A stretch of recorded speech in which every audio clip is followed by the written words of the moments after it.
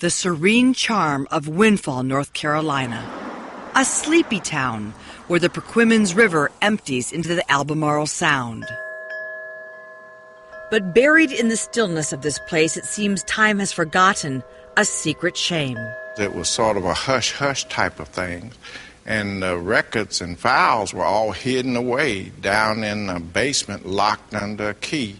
Until this past summer, when the ugly truth about what happened here and in towns all across North Carolina could be hidden no more. If there's anyone in this room that's too embarrassed to tell your story, don't be. Tell it.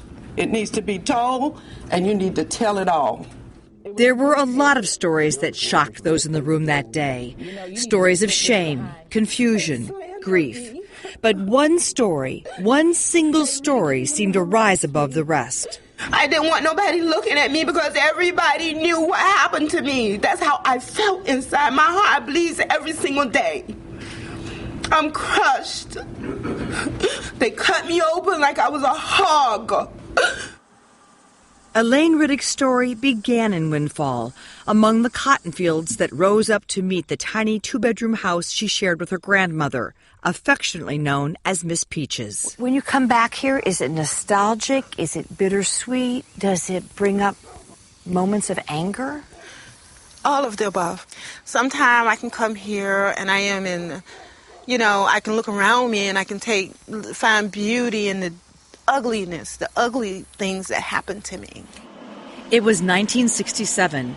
Elaine's mother was in prison. Her father had abandoned her, and 5 of her siblings were in an orphanage. Every adult she knew had betrayed her, with the exception of one, her grandmother. She just paid special attention to me. And she loved me. And she just gave me something that I needed.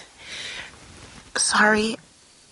But life was about to get worse for the poor, hungry little girl Miss Peaches tried to protect. As I was walking home, I took the long road, and the next thing I know, I was drugged and I was attacked. And you were raped? And I was raped. And my life was threatened. That if I ever told anyone, that he was going to kill me. And you were 13? I was 13. That brutal rape resulted in a pregnancy. Nearly 9 months to the day of the assault, she went into labor. Got to the hospital, and they put me in a room, and that's all I remember. That's all I remember. When I woke up with bandages on my stomach. Meaning what? At that time, I didn't know what it meant.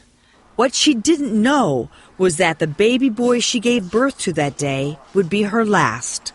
No one told me. I never even knew.